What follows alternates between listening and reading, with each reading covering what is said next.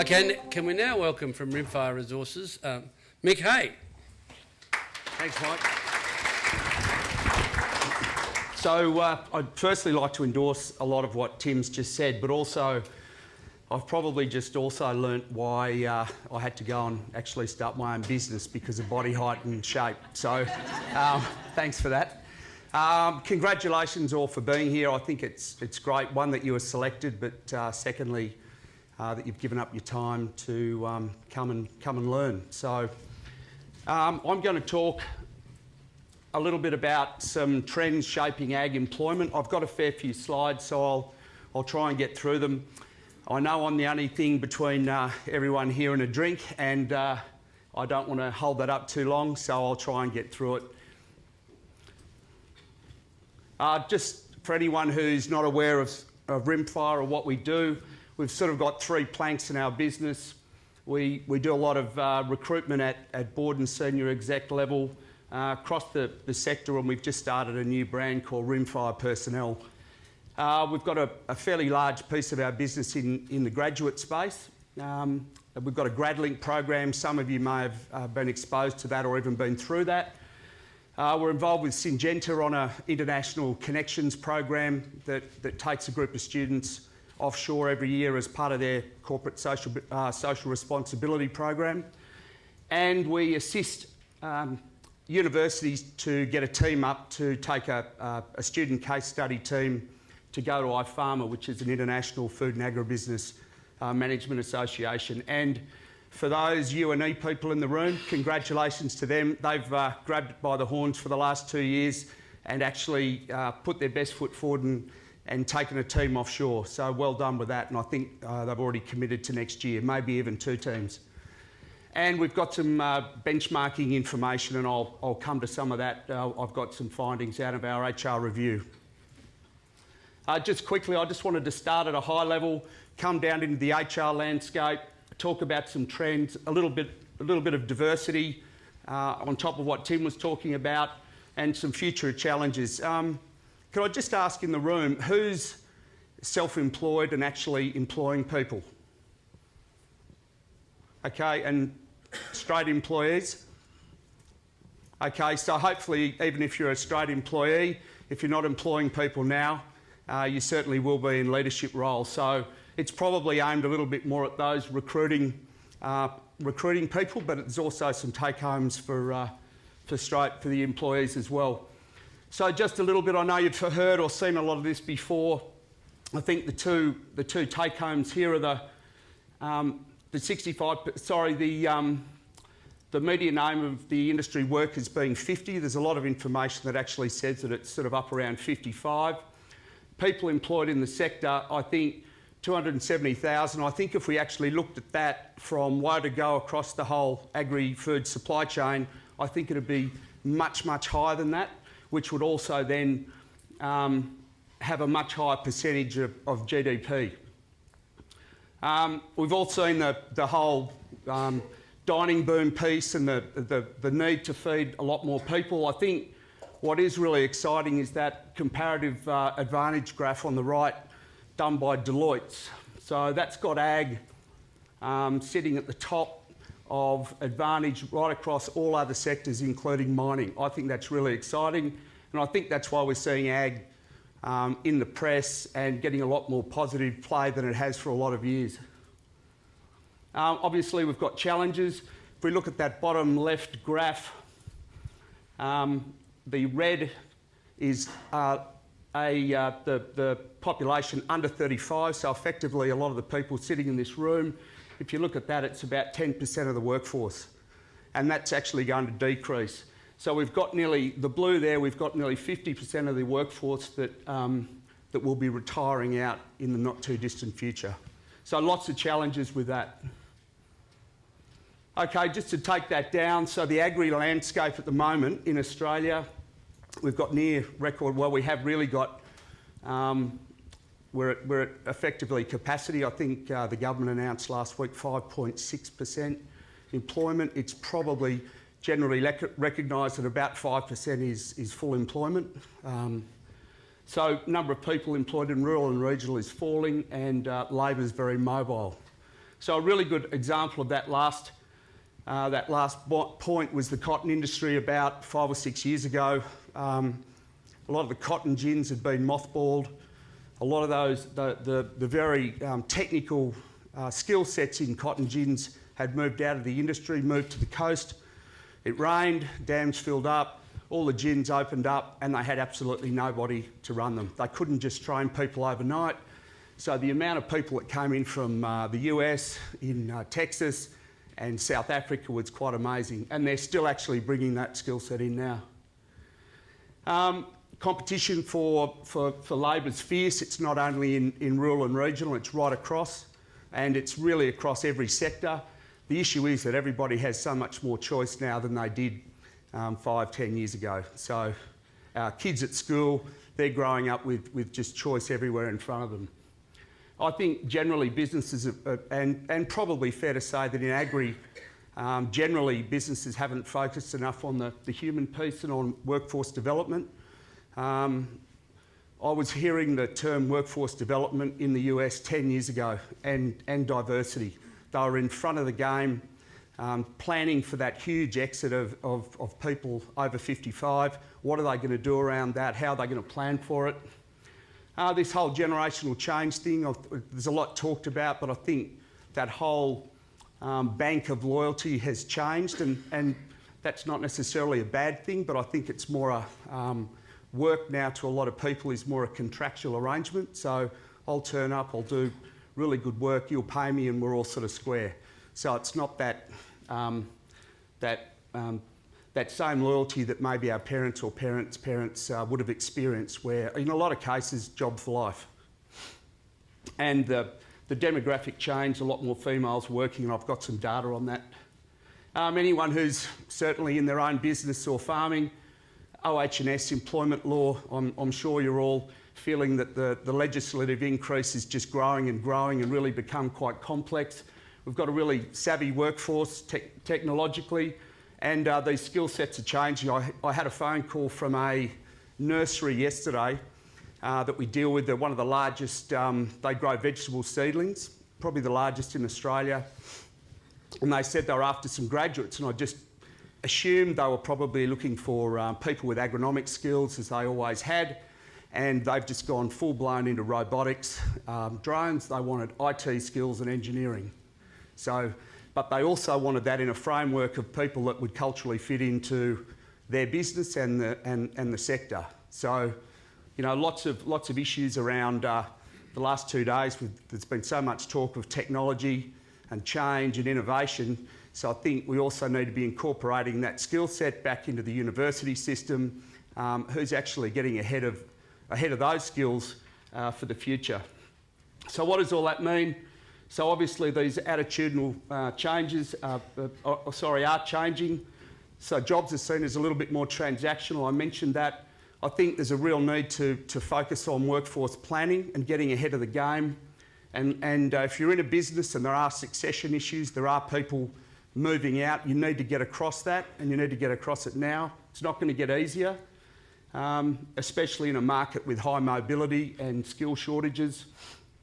And I think that this bottom one, the market swinging from an employer-driven market to a candidate-driven market, is a really interesting thing, especially in this in the interview situation. Quite often we'll send young candidates in for a job interview. Let's say it's a more traditional agribusiness type entity, which there are plenty of. And they'll come back and we'll say, you know, how'd you go? And I say, it was great, but I didn't actually get a word in. And the traditional way of interviewing was company just did all the talking, but now it's very two-way, and that's a great thing. And you should be encouraged to ask lots of questions and make it a two-way discussion. Okay, just some trends out of our survey data. So this is just what's happened to the evolution in advertising on the net versus newspapers. I haven't got anything on the papers there, but it's literally they just fall off a cliff. So in the last 3 years, they've just about gone. That all started at the GFC when everybody started to really pull in on their finances. So, you know, a large ad or a decent size ad in the Fin Review, for example, on Friday, 7.5, 8 grand. So people just pulled that back. There's still occasions when it's worth doing that, but everything's going online, and that'll continue to grow. Just on salaries across the board are up this year.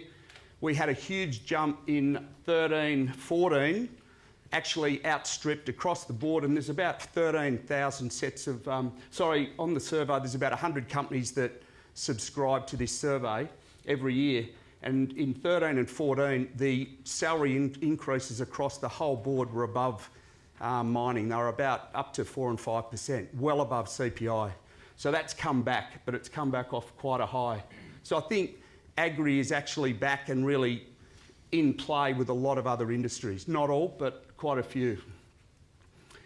Just a little bit on attrition. So it's generally accepted that an attrition rate of about 10% is probably fine and reasonable. You want some attrition. You don't want a stagnant staff. You want to be bringing new people through. If it creeps up sort of 15% plus, well, there are probably other issues. I think the next one's a really good thing too. That's a very positive sign, up 10%. So business is good. People are putting people on in our sector. And this succession planning thing, there's never been more companies at the moment really looking for grads and how they can actually try and develop people. The next one's also a really good stat, 45% on parental leave, up from 33%. That's a great sign. People are really getting their head around it. I think one of the biggest untapped sources we have in agriculture in Australia are all those highly qualified females that have gone and had family, a lot of them living on farms, just looking for stuff to do, and have had really good careers. They're just sitting there waiting to put their hand up. I think there's so many businesses that could tap into that. And quite often when you actually give those people the opportunity, you'll get way more than the 6 hours that they're probably being paid for. Just an interesting comment there on bonuses. Bonuses, quite a few, well 20 odd % weren't paying a bonus, but and the ones that did were reasonably low. But the interesting thing here, this 23 or 24% indicating a sign-on bonus. 5 years ago, that was unheard of here. It was quite big in Asia, it was quite big in the US, but it's really crept in here. So that quite often a company might use that to entice somebody in where they don't have to elevate their whole salary. It could be in lieu of a bonus they're going to get some, in their company, or it could be just in lieu of a one-off.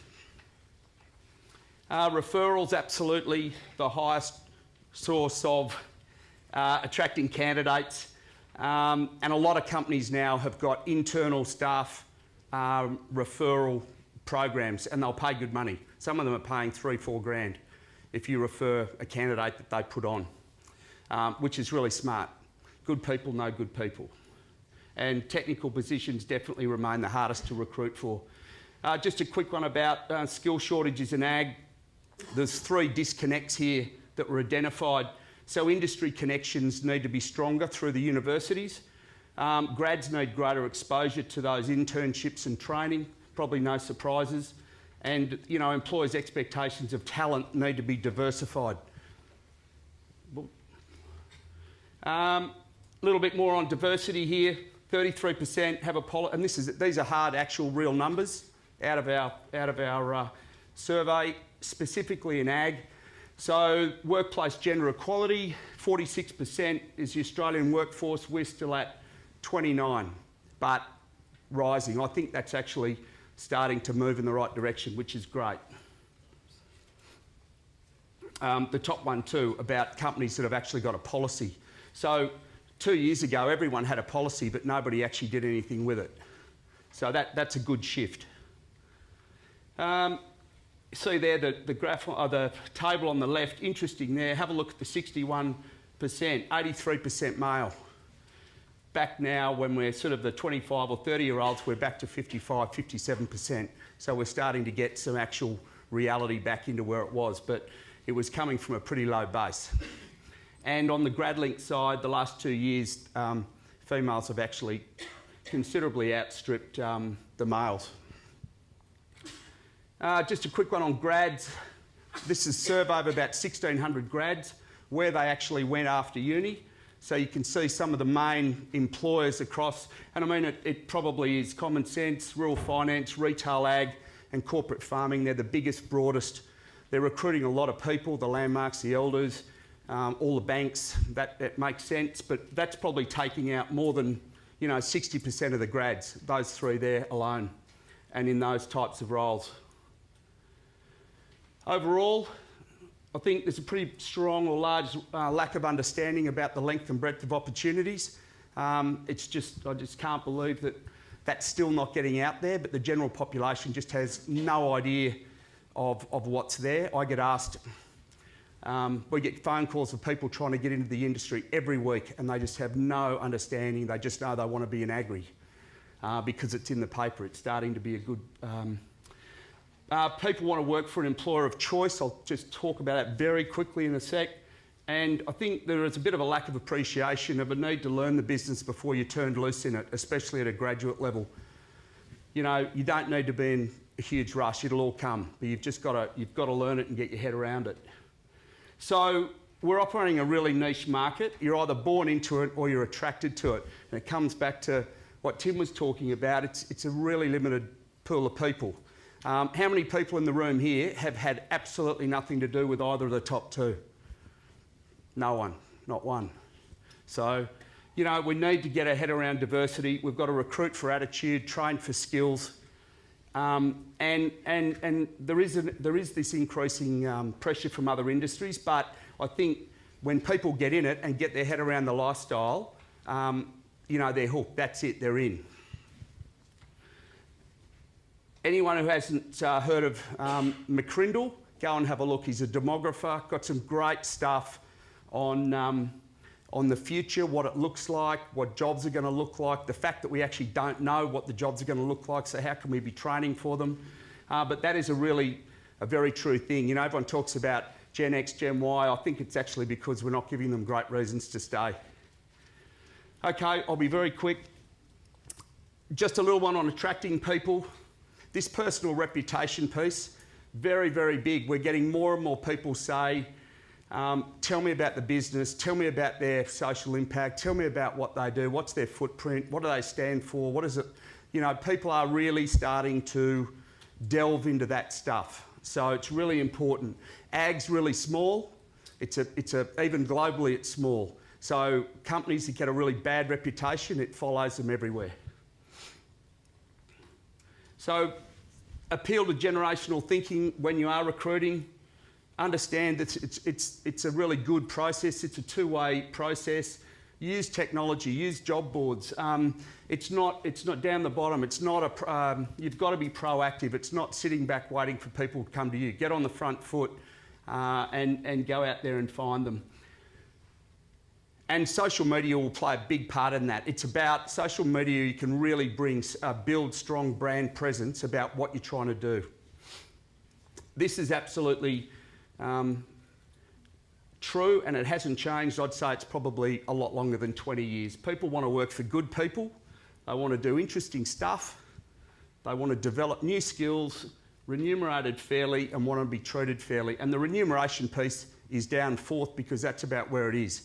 If there's no alignment with the others, the remuneration bit will jump to the top. So just something to leave you with. For those probably more in a situation where you're in a career, ask yourself 3 questions. If you're second doubting your role, do you have a genuine regard and respect for the company that you represent? So do you like the values, the culture, the vision? Do you really regard or genuine regard and respect for your boss or your board or the management? And are you making a contribution and being recognised for it? So if you've got 3 of those, you're in a really happy place. You're loving life, job's good. If one of those is out, you can probably live with it. If you've got a great boss, you love your job, but the company's here or there, you'll probably get through that and work through it. But if you've got none of those, you really need to consider your future. I've got a good friend of mine that actually uses that when, in his past, when he's run some very large businesses, when people have actually resigned to him. Clearly, if he's happy about that, he doesn't bring it up. But if they're good people, and he'd never stand in their way, he'll wish them well, but he won't take their resignation. He asked them to sit on it for 24 hours, and he asked them to go away and think about those 3 things. And generally, money will come into it, so I've been offered an extra 20 grand or whatever it is. So the stats say that if you throw money at somebody, it'll keep them happy for 3 to 6 months, and then you'll be back exactly where you were. So just something to ponder. And I'll finish on that. Thanks.